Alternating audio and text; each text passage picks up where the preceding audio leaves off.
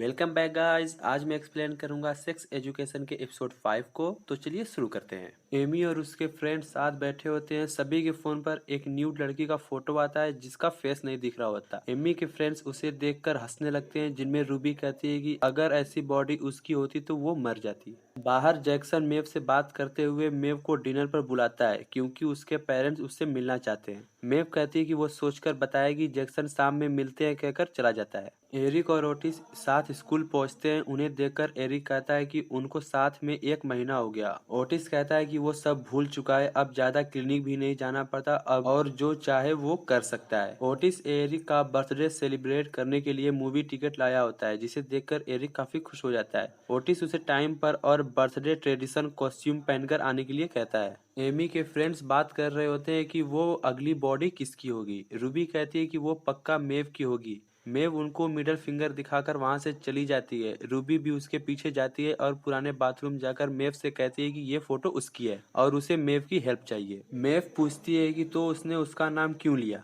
Ruby कहती है कि वो डर गई थी, उसे कुछ समझ नहीं आया। मेव उसकी हेल्प करने के लिए मान जाती है और उससे पूछती है कि उसने फोटो किसे सेंड किया था। रूबी बताती है कि टॉम बेकर को और वो उसे पैसे भी देगी, बस वो उसकी हेल्प कर दे। मेव कहती है कि उसे पैसे नहीं चाहिए, बस वो वहां से मूड चेंज होने से पहले चली जाए। रूबी ओके कहकर वहां से चली जाती है। मेव ओटिस के पास आती है और उससे बताती है कि वो फोटो रूबी की है। ओटिस कहता है कि तो उसे पुलिस के पास जाना चाहिए, उसकी एडवाइस किस काम आएगी। मेव कहती ये उसकी इज्जत की बात है और पूछती है कि वो इतना अजीब बिहेव क्यों कर रहा है। ओटिस बताता है कि वो अजीब बिहेव नहीं कर रहा, बस आज वो कहीं जाने वाला है। लेकिन मेव के मनाने पर ओटिस मान जाता है। वो टॉम के पास बात करने के लिए जाते हैं और उससे अकेले में बात करने के लिए कहते हैं, लेकिन टॉम सबके सामने बात करने के लिए कहता है। तो मेव उसके गेम पॉन्स को उठाकर तोड़ देती है और ओटिस उसे धमकाता है कि वो उसे बहुत पीटेगा, जिस पर मेव उसे घूरने लगती है। तो ओटिस प्लीज उनसे बात करने के लिए कहता है और टॉम मान जाता है। बाहर मेव उससे पूछती है कि उसने ऐसा क्यों किया, जिस पर टॉम कहता है कि उसने ये नहीं किया, उसके पास तो फोन भी नहीं। मेव उसे चेक करती है और उसके पास फोन नहीं मिलता। टॉम कहता है कि ये जरूर जैक ने किया होगा, उसने रूबी को डेट भी किया है और आज वो स्कूल नहीं आया। मेव जाते हुए कहती है कि अगर उसने झूठ बोला तो वो बचेगा नहीं। मेव आकर एमी से जैक के घर का पता पूछती है, लेकिन एमी भी नहीं जानती कि वो कहाँ रहता है। तभी मेव को जैक्सन मैसेज करके बताता है कि डिनर आज शाम 7 बजे है। तो मेव एमी से पूछती है कि वो आज क्या पहनकर जाए, जिस पर एमी कहती है कुछ भी पहने पर हमेशा जो पहनती है वो नहीं, और फर्स्ट इम्प्रेशन खराब ना करे। इधर एरिक लेडी कॉस्ट्यूम पहन के रेडी होकर जा रहा होता है, लेकिन उसके डैड उसे ऐसे कपड़े पहनकर बाहर जाने से मना करते हैं। एरिक कहता है कि बस ये उसका बर्थडे ट्रेडिशन कॉस्ट्यूम है, तो एरिक के डैड उसे कोट साथ ले जाने को कहते हैं और एरिक एक कोट लेकर चला जाता है। ओटिस भी रेडी होकर अपनी मॉम को बताता है कि वो एरिक के साथ मूवी देखने जा रहा है। मेव भी रेडी होकर डिनर के लिए पहुंचती है। जैक्सन डोर ओपन करता है और उससे देखकर कहता है कि वो आज अलग लग रही है, जिस पर मेव कहती है कि उसने बहुत मेहनत की है। जैक्सन मेव को अपने पेरेंट्स से मिलवाता है, जो कि लेस्बियंस होते हैं। वो मेव से मिलकर खुश भी होते हैं। एरिक बस स्टैंड पर खड़ा होकर ओटिस का वेट कर रहा होता है। वहीं 2 लड़के आते देख एरिक डर जाता है और ओटिस को मैसेज करता है कि वो कहाँ है। वो लड़के वहीं बैठ जाते हैं और एरिक से पूछते हैं कि क्या आज उसका बर्थडे है। एरिक हाँ कहता है। वो लड़के खुश होकर कहते हैं कि वो बहुत अच्छा लग रहा है और उसे बर्थडे विश करते हैं। जैक्सन की मॉम मेव को बता रही होती है कि जैक्सन पानी से कितना डरता था, लेकिन अब वो स्विमिंग कंपटीशन करता है और मेव से उसके पेरेंट्स के बारे में पूछती है। मेव झूठ बोलते हुए कहती है कि उसके पेरेंट्स अकाउंटेंट है और वो बाहर ही रहते हैं। ये सुनकर वो काफी हैरान होते हैं। मेव जैक्सन से बाथरूम का रास्ता पूछकर बाथरूम चली जाती है। ओटिस भागता हुआ एरिक के पास जा रहा होता है और थककर ब्रिज पर रुक जाता है। वहीं ब्रिज के नीचे टॉम अपना फोन लेकर खड़ा होता है। उसे देखकर ओटिस मेव को कॉल करके उसे बताता है कि टॉम ने झूठ कहा, उसके पास फोन है। तभी टॉम अपना फोन फेंक देता है। ओटिस ये देखकर मेव को बताता है कि मेव उसे जाकर टॉम से बात करने को कहती है, लेकिन ओटिस कहता है कि उसे कहीं जाना है और वो ये नहीं कर सकता। मेव कहती है कि वो बस स्टैंड के पास ही है, वो लेट नहीं होगा। ओटिस मेव की बात मान जाता है। मेव छुपकर खड़ी होती है। जैक्सन की मॉम मेव को लाने के लिए कहती है। ये सुनकर मेव वहां से भाग जाती है। उसे जैक्सन भागते हुए देख लेता है। ओटिस भागते हुए टॉम को पकड़ने आता है। उसे देखकर टॉम भागने लगता है, लेकिन ओटिस उसे पकड़ लेता है और उसे सच बताने को कहता है। टॉम बताता है कि वो समझ गया था कि मामला गड़बड़ है, इसलिए झूठ बोलकर जैक को फंसाया। ओटिस पूछता है कि उसने फोटो किसे सेंड किया। टॉम उसे बताता है कि सिर्फ काइल को।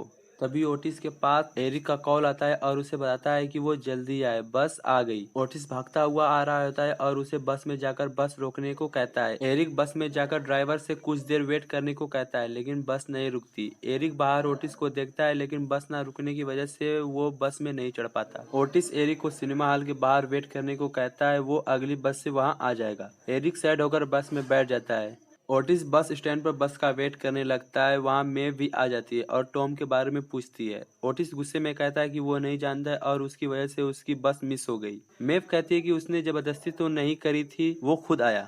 ओटिस शांत होते हुए मेव को बताता है कि टॉम ने फोटो काइल को सेंड किया था।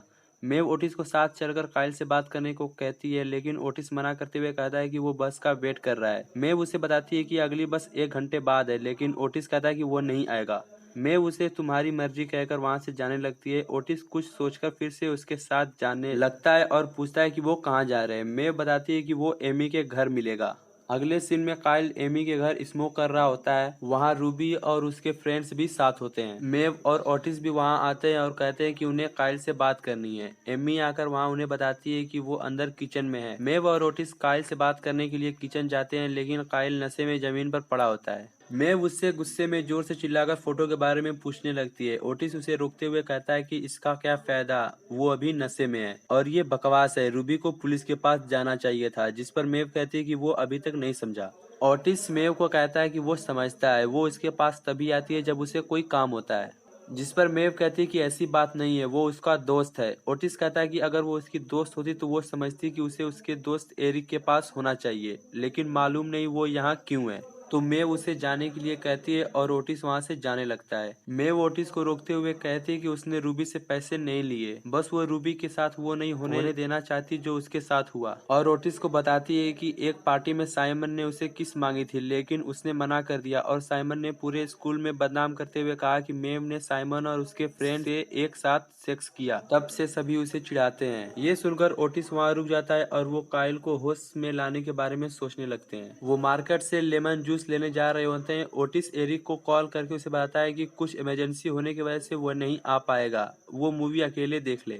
एरिक कहता है कि अकेले मूवी देखने में मजा नहीं आएगा, वो भी घर आ रहा है। ओटिस कहता है कि आज उसका बर्थडे है और वो आज पार्टी जरूर करेंगे। एरिक सैड होकर वहीं बस का वेट करने लगता है। बस आने पर एरिक कुछ पूछने के लिए बाहर जाता है और वापस आने पर उसका कोट चोरी हो चुका होता है, जिसमें उसने अपना फोन और वॉलेट रखा था। इधर शॉप में ओटिस कहता है कि लोग अपना न्यूड फोटो शेयर क्यों करते हैं। मेव कहती है कि उसने भी ये कभी नहीं किया, लेकिन ये ऐसा है जैसे ट्रेन का टिकट ना खरीदना और खोए हुए वॉलेट से पैसे निकालना। ये गलत है, लेकिन लोग फिर भी करते हैं। ओटिस कहता है कि उसने गलत काम कभी नहीं किया, तो मेव उसे कुछ चुराने के लिए चैलेंज करके वहां से चली जाती है। ओटिस अपने स्लीव्स में चॉकलेट छिपाकर लेमन जूस लेकर शॉपकीपर के पास आता है। वहाँ ओला होती है। वो उससे बताती है कि ये उसकी शिफ्ट है। ओटिस को देखकर ओला कहती है कि सब ठीक है ना, वो नर्वस क्यों लग रहा है। ओटिस कहता है कि वो नर्वस नहीं है और सब कुछ ठीक है। बाहर में उसे देखकर हंस रही होती है। तभी ओटिस के स्लीव से चॉकलेट गिर जाता है। उसे देखकर ओला पूछती है क्या वो चॉकलेट के पैसे देने वाला था, और उसे कहती है कि उसे हो क्या गया है, वो पहले तो ऐसा नहीं था। ओटिस कहता है हाँ वो ऐसा नहीं है और वो कभी चोरी नहीं करता।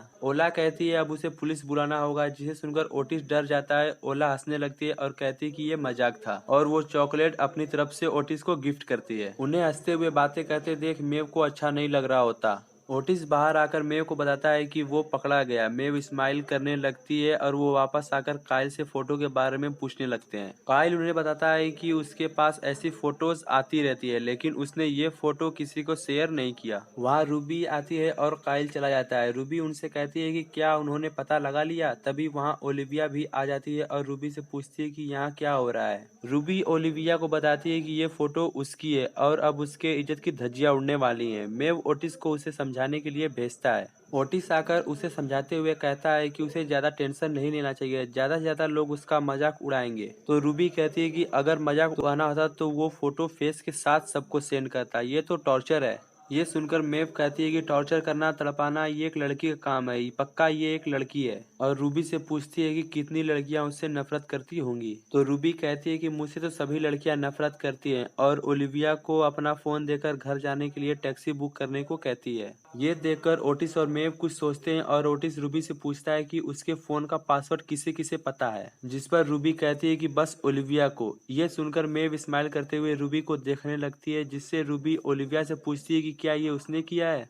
अगले सीन में एरिक को पैदल वापस आते देखते हैं क्योंकि उसका वॉलेट और फोन खो गया था। दो लोग उसे लड़की समझकर छेड़ने लगते हैं, लेकिन पता चलने पर कि वो लड़का है वो उसे पीटने लगते हैं, जिससे एरिक जमीन पर गिर जाता है। इधर ओटिस ओलिविया से पूछता है कि उसने ऐसा क्यों किया, जिस पर ओलिविया कहती है कि रूबी हमेशा उसकी इंसल्ट करती रहती है कि उसका मस्कारा ठीक नहीं, उसके कपड़े अच्छे नहीं, उसका कलर ब्लैक है। वो उसको फील कराना चाहती थी कि इंसल्ट होने पर कैसा लगता है। ओटिस दोनों को समझाता है कि रूबी को ओलिविया की इंसल्ट नहीं करनी चाहिए, उसे सपोर्ट करना चाहिए क्योंकि वो उसकी फ्रेंड है और फ्रेंड को ब्लैकमेल करना अच्छी बात नहीं।